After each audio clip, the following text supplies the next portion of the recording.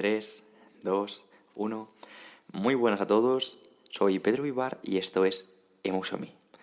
En el último episodio del programa hablamos de la popular expresión quemar las naves, que está asociada a la historia, concretamente a figuras como Alejandro Magno o Hernán Cortés, y que en la actualidad figuras como Arnold Schwarzenegger utilizan con mensajes motivacionales que en muchas ocasiones pueden ser positivos, pero al igual que todo, hay una cara negativa que también debemos tener en cuenta, que también debemos desarrollar. Y considero que esta es mi labor en este programa.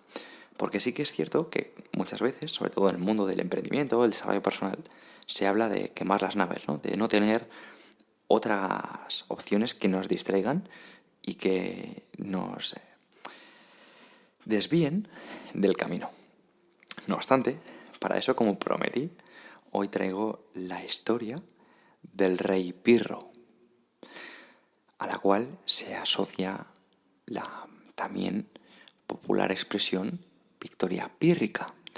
Y personalmente creo que tiene un mensaje que podemos extraer de esta historia, que no es una metáfora, es una historia real, y considero que también se debería tener en cuenta, porque muchas veces no tenemos en cuenta todas las opciones. Y si vas a quemar tus barcos, no lo hagas como lo hizo el rey Pirro.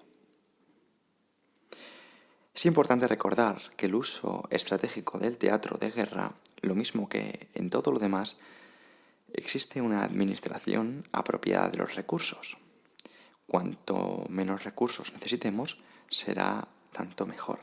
Pero debemos estar seguros de que sean realmente suficientes, y en ese terreno lo mismo que en el comercio. Hay que pensar en algo más que la mera tacañería. Carl von Clausewitz, 1780-1831. Esto viene a decir que antes de quemar esos barcos, antes de dejar ese trabajo y ponerte a emprender, valora si vas a ganar esa batalla, si vas a tener éxito, o al menos si vas a poder sobreponerte si tienes un fracaso estrepitoso. Vamos a por ello. En el año 281 a.C. estalló la guerra entre Roma y la ciudad de Tarento, en la costa este de Italia. Tarento había empezado como colonia de la ciudad griega de Esparta. Sus ciudadanos aún hablaban griego, se consideraban espartanos cultos y juzgaban bárbaras a otras ciudades italianas. Roma, por entonces, era entretanto una potencia emergente, enfrascada en una serie de guerras con ciudades vecinas. Los prudentes romanos se resistían a tomar Tarento.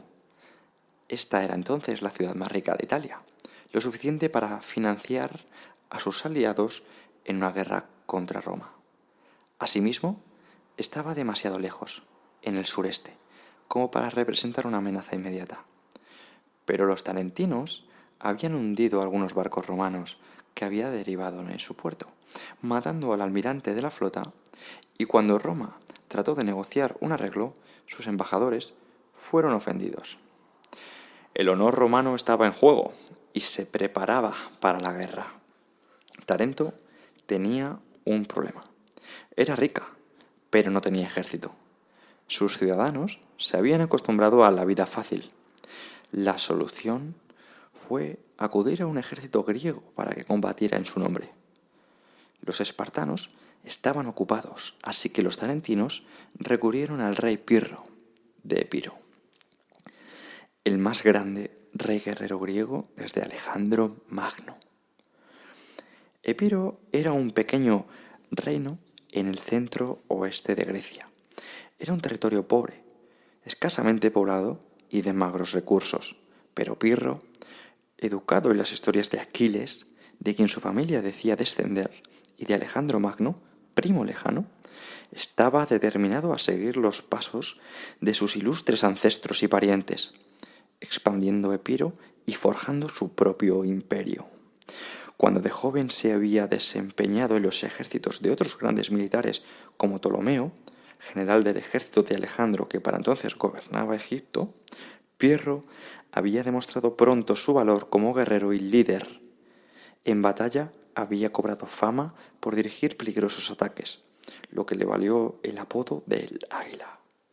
De vuelta en Epiro, había formado un pequeño ejército y lo había adiestrado intensamente al grado de derrotar al mucho mayor ejército macedonio en varias batallas. La fama de Pirro iba en ascenso, pero era difícil que un pequeño país como el suyo adquiriera ascendencia sobre vecinos griegos más poderosos como los macedonios, los espartanos y los atenienses. Además, el ofrecimiento de los tarentinos era tentador. Primero, le prometieron dinero y un gran ejército provisto por estados aliados. Segundo, derrotando a los romanos, él podría convertirse en amo de Italia, donde podría tomar primero Sicilia y luego Cartago, en el norte de África. Alejandro se había desplazado al este para crear su imperio. Pirro podría desplazarse al oeste y dominar el Mediterráneo. Aceptó el ofrecimiento. En la primavera del 280 a.C., Pirro zarpó con el mayor ejército griego que jamás hubiera cruzado a Italia. 20.000 soldados rasos, 3.000 jinetes, 2.000 arqueros y 20 elefantes. Una vez en Tarento, sin embargo, comprendió que había sido engañado. Los tarentinos no solo no tenían ejército, sino que además no habían hecho el menor esfuerzo por reunir uno, dejando a Pirro hacerlo por sí solo. Pirro no perdió tiempo. Declaró una dictadura militar en la ciudad y empezó a formar y entrenar de inmediato un ejército entre los tarentinos. La llegada de Pirro a Tarento inquietó a los romanos, quienes conocían su fama como estratega y combatiente. Tras decidir que no le darían tiempo para prepararse, enviaron rápidamente un ejército, forzando a Pirro a arreglárselas con lo que tenía y a hacerles frente. Los ejércitos chocaron cerca de la ciudad de Heraclea. Pirro y sus tropas eran inferiores en número, pero, al borde de la derrota, él liberó su arma secreta, sus elefantes, de extraordinario peso y ruidoso y terrible trompeteo. Con soldados encima que disparaban flechas a todas partes, los romanos jamás habían enfrentado elefantes en batalla, y el pánico se apoderó de ellos, alterando el curso de la contienda. Pronto, las disciplinadas legiones romanas se hallaban en precipitada retirada. El Águila había obtenido una gran victoria. Su fama se extendió por la península italiana. Era en verdad la reencarnación de Alejandro Magno. Entonces otras ciudades le enviaron refuerzos, más que compensando sus bajas en Heraclea. Pero Pirro estaba preocupado. Había perdido muchos veteranos en la batalla, incluidos generales clave, figuras importantes de ese ejército. Más aún, la fuerza y disciplina de las legiones romanas lo habían impresionado. No eran como otras tropas que había enfrentado. Decidió tratar de negociar un arreglo pacífico con los romanos, ofreciendo compartir la península con ellos. Al mismo tiempo, sin embargo, marchó sobre Roma para ejercer presión sobre las negociaciones y dejar claro que a menos que los romanos pidieran la paz, se las verían nuevamente con él. Mientras tanto, la derrota en Heraclea había tenido un poderoso efecto en los romanos, que no se dejaban intimidar fácilmente, ni tomaban la derrota a la ligera. Inmediatamente después de la batalla se solicitaron reclutas y los jóvenes respondieron en masa. Los romanos rechazaron orgullosamente el ofrecimiento de un arreglo. Nunca compartirían Italia. Los ejércitos chocaron esta vez cerca de la ciudad de Asculum, no lejos de Roma, en la primavera del 279 a.C. En esta ocasión eran casi iguales en número. El primer día de la batalla fue feroz y una vez más los romanos parecían llevar la delantera.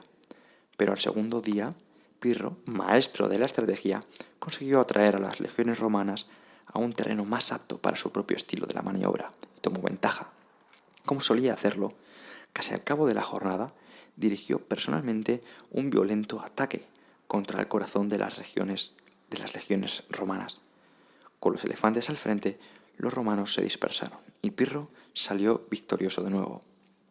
El rey Pirro llegó entonces a las mayores alturas, aunque solo para sentir abatimiento y malos presagios. Sus bajas habían sido terribles, las filas de los generales de los que dependía habían sido diezmadas y él mismo estaba gravemente herido. Los romanos, por su parte, parecían vigorosos y pertérritos ante su derrota. Cuando se le felicitó por su victoria en Asculum, Pirro replicó: si derrotáramos a los romanos en otra batalla así, quedaríamos totalmente arruinados. Pirro, sin embargo, ya estaba arruinado.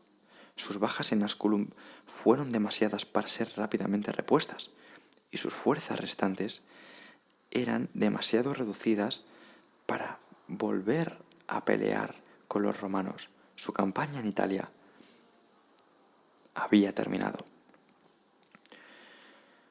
De esta historia, del rey Pirro y su famoso lamento tras la batalla de Asculum, procede la expresión victoria pírrica. Es una alusión a un triunfo que equivale a una derrota, por el altísimo costo que entraña. El vencedor, pese a ser el vencedor, está demasiado exhausto para explotar su victoria, demasiado vulnerable para acometer la siguiente batalla. Y en efecto, luego de la victoria, entre comillas, en Asculum, Pirro pasó de un desastre a otro, pues su ejército nunca fue lo bastante fuerte para derrotar al creciente grupo de sus enemigos. Esto culminó en su prematura muerte en la batalla, poniendo fin a las esperanzas de Epiro de convertirse en una potencia en Grecia. Pirro habría podido evitar esta espiral descendente. La inteligencia de avanzada le habría informado tanto de la disciplinada ferocidad de los romanos como de la decadencia y traición de los tarentinos. Y sabiendo esto, habría dedicado más tiempo a formar un ejército, o habría cancelado por completo la expedición. Una vez que vio que se le había engañado, habría podido dar marcha atrás después de Heraclea. Aún había tiempo para reatrincherarse, consolidarse, mientras estaba a la cabeza. Si hubiera hecho cualquiera de estas cosas, su historia hubiera tenido un final diferente. Pero Pirro no pudo detenerse. El sueño era demasiado seductor. ¿Por qué preocuparse de los costos? Podría recuperarse después. Una batalla más, una victoria más. Sellarían su destino. Las victorias pírricas son mucho más comunes de lo que creemos. El entusiasmo por las perspectivas de un negocio es natural antes de que éste comience, sobre todo si tenemos una meta atractiva. Inconscientemente veremos lo que queremos ver. Veremos más ganancias, veremos menos dificultades, hasta que, según vayamos avanzando, más difícil nos resulte retroceder, más difícil nos resulte reevaluar nuestra situación de manera objetiva. En estas circunstancias, los costos no tienden a bajar, solo tienden a aumentar. Forman una espiral que se sale del control. Si las cosas marchan mal, nos agotaremos más rápido. Y seguramente cometamos más errores que si las cosas son favorables, lo cual nos llevará a nuevos imprevistos. Es importante meditar las cosas.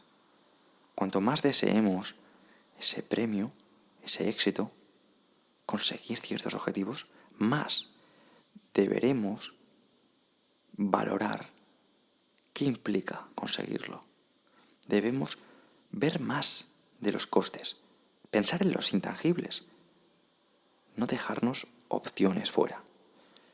La buena disposición que podríamos tener librando la guerra de manera correcta será distinta a hacerlo sin pensar. La furia de nuestro rival, de nuestros competidores, si nos va bien, será mayor. siempre podemos dedicar más tiempo a nuestra reflexión. Siempre podemos intentar algo más acorde con nuestros recursos. Recuerda que la historia está llena de cadáveres de quienes ignoraron los costos. Ahorrarse batallas innecesarias es importante para poder luchar las que podamos ganar. Esto es el arte de la guerra. Cuando vayas a invertir, cuando vayas a emprender, cuando vayas a iniciar cualquier camino, asegúrate de hacerlo para conseguir únicamente la victoria. Y evidentemente, valora lo que puedes perder por el camino. La victoria no es únicamente lo importante. Si te cuesta tu familia, si te cuesta tus amigos, si te cuesta tu salud, si te cuesta tu juventud, si te cuesta tu energía, todo importa. No se trata de quemar las naves e ir a por todas. Se trata de valorar qué va más con tu esencia. De no hacer las cosas por piloto automático, de no hacer las cosas por tu ego, de no hacer cosas esperando un resultado material, sino saber que pese al destino que sea, estarás conforme, estarás satisfecho, que perder no te suponga nada, porque lo plantees como una opción que te puedes permitir. Ya sé que esto rompe radicalmente con el podcast anterior, el de Hernán Cortés y quemar las naves. Lo sé. Por eso quería subir uno detrás del otro, porque son mensajes muchas veces contradictorios. Y si te vas a dejar la piel en lo que haces, asegúrate de reflexionar antes. Hasta aquí el episodio de hoy. Una vez más, quiero dar las gracias al equipo de Diario Estoico por formar parte. Quiero dar las gracias a todas las personas que estáis escuchando Emuso en mí, que lo compartís en redes sociales. Me llenáis de ilusión, de motivación. Para mí es un lujo grabar estas cosas. Lo disfruto muchísimo. Y nada más, simplemente mandar un fuerte abrazo a todos y recordar que Ecos Estoicos está disponible en la web de diarioestoico.com. No te lo pierdas porque hay un contenido con los mayores referentes del desarrollo personal en España. No te lo pierdas. Marcos Vázquez, Alberto Álvarez, Joan Gallardo, Miguel Camarena, Albert Nagel, Jesús Sierra, Edu Barcheguren, Agustín Blanco. Hasta aquí el episodio de hoy. Muchas gracias. Hasta la próxima.